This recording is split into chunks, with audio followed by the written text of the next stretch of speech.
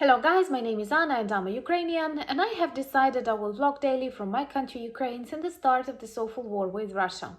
And in my daily videos I try to update you on the important real life situations in my country Ukraine, and of course I'm always glad to answer your questions and to clarify some facts from our history or culture or background or whatever interests you.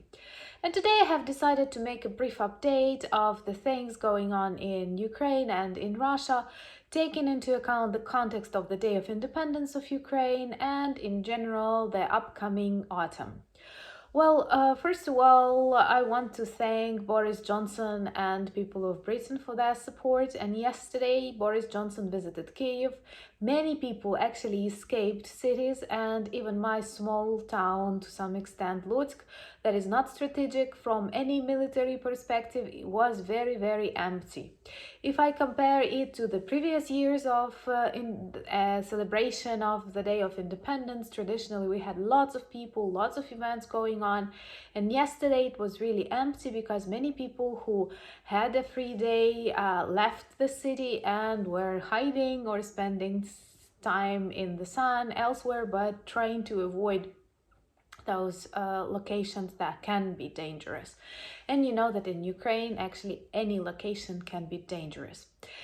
And Boris Johnson was brave enough to visit Kyiv on the Day of Independence, while Russians were trying to threaten us. And it seems to me that more than 200 planes were going up and down, imitating the start of the bombing attack. And also lots of objects of military and civilian infrastructure were targeted yesterday, but many people were afraid of something super huge in Kyiv, in other big cities of Ukraine, but this did not happen. And traditionally, we always have this information about the dates that can be dangerous in September or dates that can be dangerous in other months. Anyway, many of us have got used to living in this kind of environment, and this is an experience I wouldn't like any of you to learn.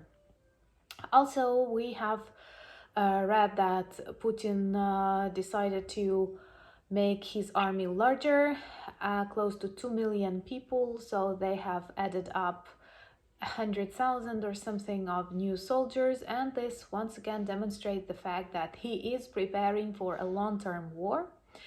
Maybe he wants some negotiations to have this pause and to gather strength back, I don't know, to work with public opinion, but this is very dangerous for Ukraine, and of course I hope the world won't push us to these negotiations because, well, any kind of negotiations and any pauses, these are just things that can help Russia strengthen itself and continue destroying Ukraine, because their final destination, their plan is to destroy the country and to create one more dependent country, or maybe just to swallow it to the new version of the USSR, which goes totally against our vision of future and normality in the world.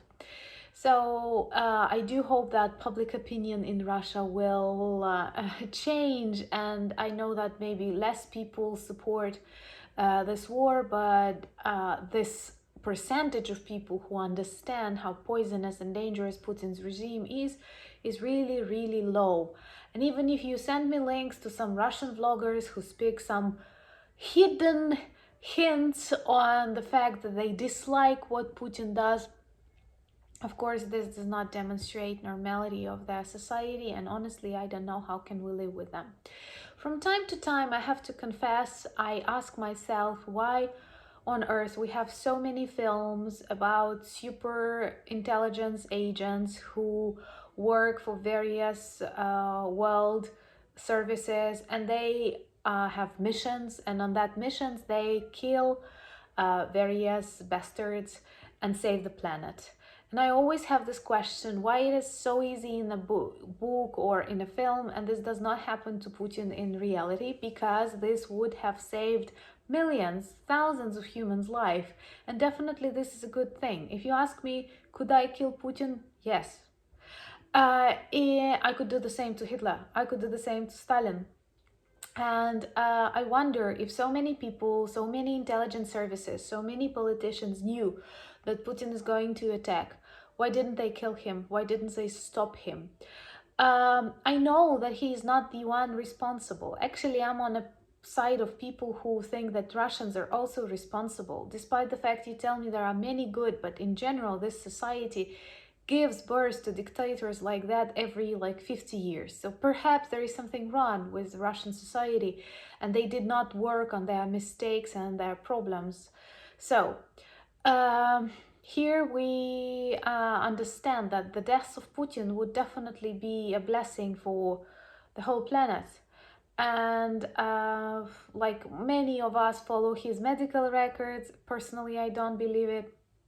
Many of us follow some updates on the people who can come close to him, all these long tables. So perhaps this is because of the security reasons, but in general, I do believe that if the world really wanted to stop him, there would definitely be a chance to stop him physically. I have one funny story that I have remembered today and I decided to share with you. In my yard, I have one dog that I remember since my early school years.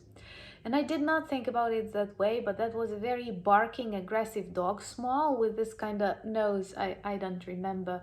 We call them Pekingese. I don't know if it's the same in English. I did not look up before filming, so please forgive me. So anyway, this is a kind of a dog that was very, very aggressive since my childhood, and I honestly waited for this dog to grow old and pass away. And then finally, I still met this dog. And you know, guys, there are lots of years between my school years and my today. And I did not ask myself this question. I don't know. I kept waiting for the dog to pass away. And then a very surprising fact that I have learned from a neighbor whose dog that is, and she was talking to my mom and she told her this is the third dog that I keep of this kind. So I realized these were just new dogs that looked exactly like the first one that was aggressive. And first of all, I have to forgive the third dog, and second, I have to stop waiting for it to pass away because I won't notice it, and perhaps she will get a new dog before I even realize victory. So maybe something similar happens to Putin. Maybe he really has lots of twins and doublets, how do you call them? Because it's a common practice for dictators to have people who can substitute them in various meetings, dangerous situations, or trips. And there are lots of conspiracy theories about Putin and his face and plastic surgeries and Botoxes and all of that. I look at these pictures and I realize that my photos also look different if you compare years, I don't know, weight, many things change. Even your mood can change a lot, your medical condition. So honestly, I cannot tell you that I am 100 convinced that he has persons who double him. Maybe he does, maybe not. But in general, it is not even so important because this poisonous leading elite of Russia can be eradicated, and then something new can be built. Of course, once again, I do realize that the problem is not only limited to Putin and co. It is much larger, and I don't even imagine how can we help Russian society, how can we heal Russian society. But the death of Putin or any problems inside the country can be very good for this different, I don't know, times to think about various strategies and tactics that can be planned and so on. And now the problems that are very popular in Ukraine, but for the autumn, and we're very much afraid that Europe will stop being that active in the support because Russians will use gas and petrol to manipulate public opinion, and this is a problem that many Ukrainians talk about. Also, the approaching winter, and it will definitely be cold for us. Hopefully the climate will be milder and kinder to us. And also the start of the schooling year, because being a university teacher, I still do not know 100% how will we teach, How will we like work offline, online, or any other kind of format, blended? There are different versions and different ideas, but there are lots of things to think about.